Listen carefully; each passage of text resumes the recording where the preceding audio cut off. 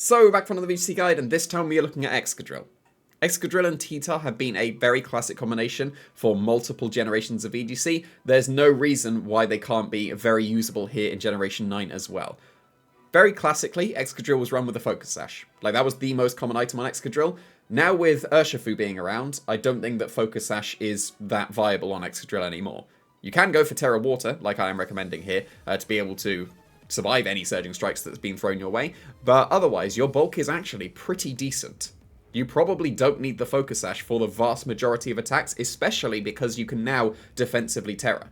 And because you can defensively Terra, that means assumedly that super effective hit that would have KO'd the Excadrill is no longer going to, making the Focus Sash kind of pointless now.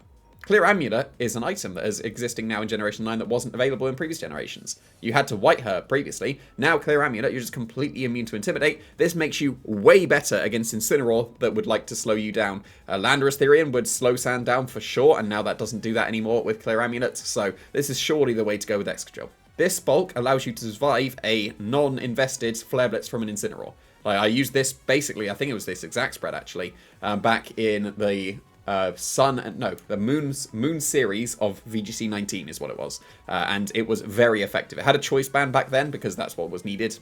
In that one, there was no sand available that was viable. So in this format, I don't see why this wouldn't be very effective here because Incineroar is going to be one of the most common things. Surviving that is very, very key. And then you can just get your Swords Dance completely freely. You'll easily OHKO with a high horsepower. They can't stop that anymore because they can't intimidate you because of the Clear Amulets. You're going to be fast enough to outspeed most things that you would need to. Obviously, if the opponent's speed controls, then they will be able to outspeed Excadrill, but anything that's not really speed controlled, this will be fast enough to outspeed. You'll be outspeeding a Choice Scarf Landorus and a Choice Scarf Urshifu, unless they're Jolly. I think the Jolly still gets you with this, so you might want to just increase the speed a little bit more to be able to, for sure, outspeed that, but people shouldn't run Jolly Choice Scarf Urshifu, that's not strong enough, so this will be fast enough for the vast majority of what you need. High horsepower and Iron Head, that's all the coverage you need. Ground and Steel is great coverage. Swords Dance increases your damage output even further, meaning that you'll be able to easily sweep if you get into the sand.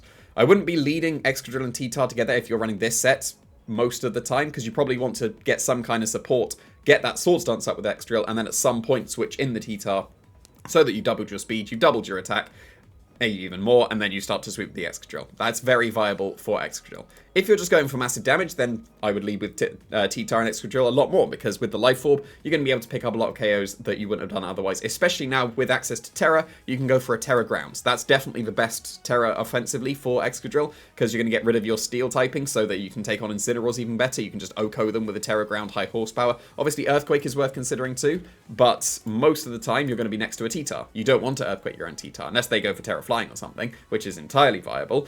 But otherwise, high horsepower is going to be the most consistent because it's not going to hit your partners. It's going to be slightly stronger against one target than Earthquake would be because of the spreads, reducing the damage output. High horsepower can miss, just keep in mind that. Earthquake has 100% accuracy. But this will be able to easily get some sweeps going.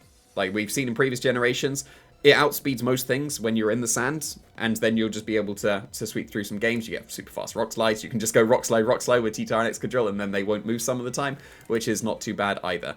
Because of the fact that Sun and Rain will be impactful in this meta, but via manual Sunny Day and Rain Dance and all that, T-Tar becomes a lot more viable, and as soon as T-Tar becomes more viable, so does Excadrill.